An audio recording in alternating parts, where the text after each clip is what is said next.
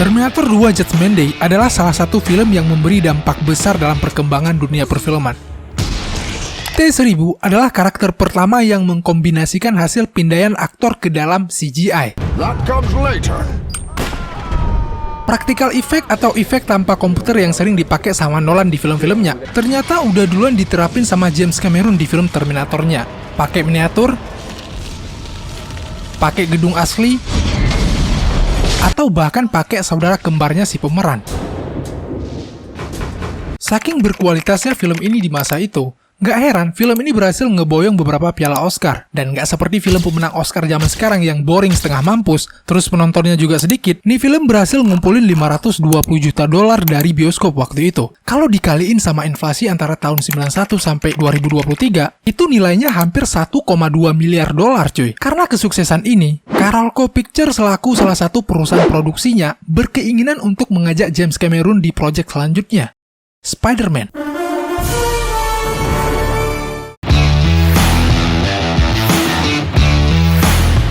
Tahun 85, Canon Film membeli hak cipta untuk film Spider-Man sebesar 225.000 dolar dari Marvel. Tapi karena masalah finansial, Canon Film ini mutusin untuk melelang hak cipta ini lagi. Dibelilah sama Carolco Pictures di tahun 90-an. Dari situlah, Carolco ngajak lagi nih si James Cameron untuk kerjasama setelah keberhasilannya di film Terminator 2. Di proyek ini, James Cameron nggak cuma di-hire sebagai director, dia juga di-hire sebagai penulis cerita dan produsernya juga. Spider-Man ini rencananya dirilis untuk meredam popularitas Batman-nya Tim Burton waktu itu. I'm Batman.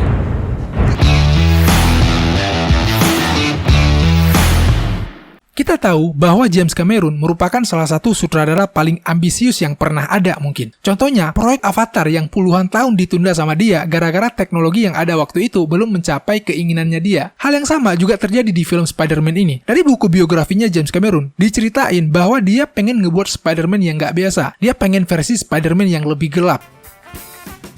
Dari draft script yang diajuin sama dia, bisa kita temuin kelakuan-kelakuan darknya si Spider-Man ini, kayak ngintip si MJ, having sex di atas jembatan Brooklyn, dan hal cabul kas remaja lainnya. Dan di sini letak permasalahan pertamanya. Dengan banyaknya adegan dewasa, otomatis penontonnya bakalan lebih terbatas. Dan pendapatannya udah pasti ikut berkurang. Tapi walaupun begitu, ada beberapa bagian skrip yang justru dipakai sama Spider-Man-nya Sam Raimi. Adegan ini, terus adegan ini. Yang paling terkenal itu, ya ini, organic web shooter-nya. Sam! Go! Go! Go web, go! Anggaran untuk film James Cameron itu rata-rata di atas 100 juta dolar cuy. Waktu dia dikontrak sama Carolco untuk menggarap film Spider-Man ini, dia tuh cuma dikasih budget 50 juta dolar. Lah gimana cara ngebuatnya film Spider-Man yang notabene banyak adegan-adegan mahal di tempat-tempat yang mahal pula? Nah hal ini tentu juga ikut menjadi alasan batalnya penggarapan film Spider-Man ini. Kondisi finansial ini juga tentunya mempengaruhi pemilihan bintang filmnya waktu itu. DiCaprio dan Edward Furlong sempat dikabarkan menjadi kandidat kuat untuk peran Spider-Man. Terus Arnold sebagai Doc Ock dan Lee Ermey yang di film Full Metal Jacket sebagai Jonah J. Jameson. Ini aktor papan atas semua cuy. Duit 50 juta tadi mungkin udah habis setengahnya hanya untuk ngebayar mereka.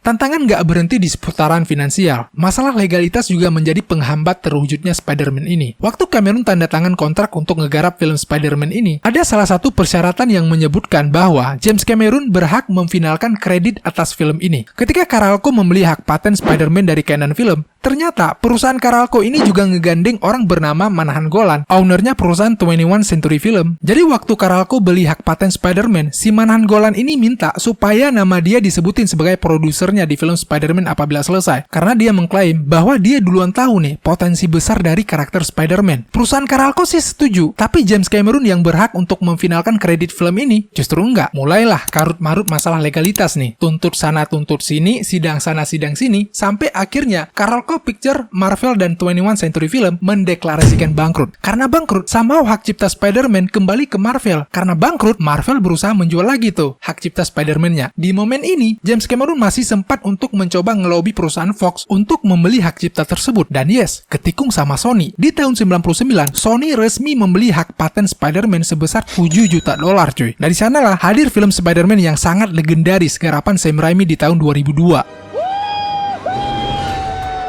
Dan $7 juta itu benar-benar dimanfaatkan dengan baik sama Marvel, sehingga berdirilah Marvel Cinematic Studio yang kita kenal sekarang. James Cameron sendiri juga udah disibukkan sama project Titanic-nya yang luar biasa berhasil juga waktu itu. Sehingga di akhir kasus ini, semuanya menang dengan caranya sendiri. I'm the king of the world! I'll be back.